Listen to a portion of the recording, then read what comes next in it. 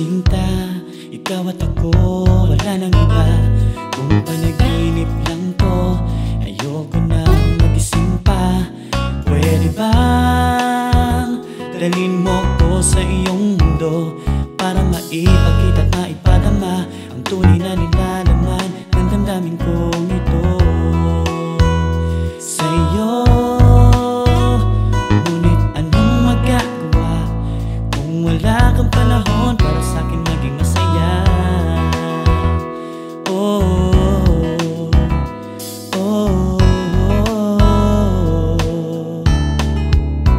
Pwede ba makapiling ka, Sinta?